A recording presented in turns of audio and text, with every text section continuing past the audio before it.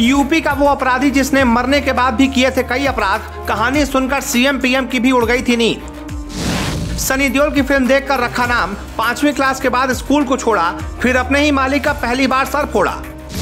जौनपुर का वो मुन्ना भाई जिसकी मौत पर पूरी विधानसभा ने ताली बजाई।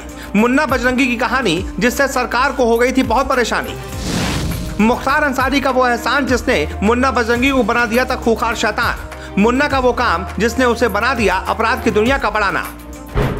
जी 90 के दशक में जब यूपी में अपराध का बोलबाला हुआ करता था, उस वक्त उन अपराधियों में एक नाम मुन्ना बजरंगी का भी था। नाम के हिसाब से मुन्ना का काम भी था। साल 1967 जौनपुर के गांव पूरे दयाल कसेरू में पारसनाथ सिंह के घर मुन्ना के पिता किसान थे और घर के हालात भी बहुत अच्छे नहीं थे, इसलिए 5वीं के बाद ही मुन्ना को स्कूल छोड़ना पड़ा।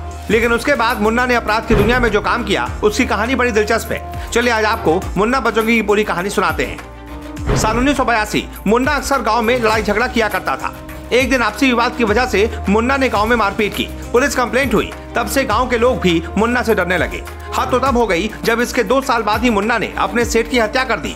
दरअसल अपने शुरुआती दिनों में मुन्ना कालीन बुनने का काम किया करता था। काम खत्म करने के बाद उसने और उसके दोस्तों ने अपने सेठ भुल्लन से काम के पैसे मांगे। उसने पैसे देने से मना कर दिया और मुन्ना के दोस्त को बुरा भला कह दिया। कुछ दिन बाद सेठ भुल्लन की गोली मारकर हत्या कर दी गई। उसकी हत्या का आरोप मुन्ना पर लगा और पुलिस ने उसकी खोज शुरू कर दी।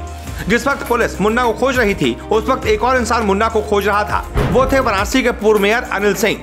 उन्होंने मुन्ना को खोज निकाला। दरअसल अनिल सिंह मुन्ना की मदद करके उससे अपना काम करवाना चाहते थे। अब मुन्ना अनिल के सारे दुश्मनों का मर्डर करने लगा। एक एक दुश्मन मारे जाने लगे। इल्जाम लगा मुन्ना पर। मुन्ना का आतंक बढ़ने लगा और यहीं से उसका नाम पड़ गया मुन्ना बजरंगी। साल 1990 में साधु सिंह हत्याकांड के आरोपी राजदेव पांडे की हत्या कर दी गई। उसके बाद मुन्ना का नाम इस गैंगवॉर से जुड़ा। इस दौरान मुन्ना के पैर में गोली लग जाती है। खून निकलते हुए लड़खड़ाकर वो किसी तरह मुख्तार के पास पहुंचता है। मुख्तार ने तुरंत अस्पताल ले जाकर उसका इलाज कराया। मुन्ना मुख्तार का एहसान जिंदगी भर नहीं भूला और मरते दम तक मुख्तार के साथ ही रहा। कुछ दिन बीते, मुन्ना अब ठीक हो चुका था। मुन्ना को गोली जौनपुर के बीजेपी नेता रामचंद्र सिंह ने मारी थी। सही होते ही उसने सबसे पहले नेता की हत्या कर दी। इस हत्या के बाद मुन्ना बजरंगी अपराध की दुनिया में बड़ा नाम बन गया। लोग उससे थर्राने लगे। अब मुन्ना के अपराध बढ़ने लगे थे तो सरकार ने मुन्ना को पकड़ने के लिए जाल बिछाया। 4 मई 1998 में यूपी सरकार ने मुन्ना को पकड़ने के लिए एसटीएफ को लगा दिया। कुछ दिन बाद 11 सितंबर 1998 को एसटीएफ को मुन्ना के मूवमेंट की जानकारी मिली। वो दिल्ली के करनाल रोड से निकलने वाला था। उसे पकड़ने के लिए जाल बिछाया गया। मुन्ना काले रंग की इस टीम में वहां पहुंचा तो पुलिस ने उसे घेर लिया। गाड़ी में मुन्ना के साथ एक साथी और मौजूद था। मुन्ना को खतरा लगा तो उसने तुरंत फायरिंग करना शुरू कर दिया, लेकिन मुठभेड़ में मुन्ना और उसके साथी को गोली लग गई। एसटीएफ की टीम दोनों को लेकर लखनऊ के राम मनोहर लोहिया अस्पताल पहुंची। वहां डॉक्टरों ने दोनों को मृत घोषित कर दिया। बताया जाता है कि जिस वक्त मुन्ना को गोली मारी गई, उस वक्त यूपी विधानसभा में बढ़ते अपराध को लेकर कल्याण सिंह की सरकार पर निशाना साधा जा रहा था। इसी गहमा-गहमी के बीच कल्याण सिंह को एक पर्ची मिली। पर्ची देखते ही सीएम कल्याण सिंह के चेहरे पर मुस्कान आ गई। पर्ची में लिखा था, एसटीएफ ने नामी डॉन मुन्ना को मार गिराया। उस समय मुन्ना का खौफ इतना ज्यादा था कि जैसे ही कल्याण सिंह ने विधानसभा में ये जानकारी सबको दी, सभी ने मेजे थपथपाकर अभिवादन किया।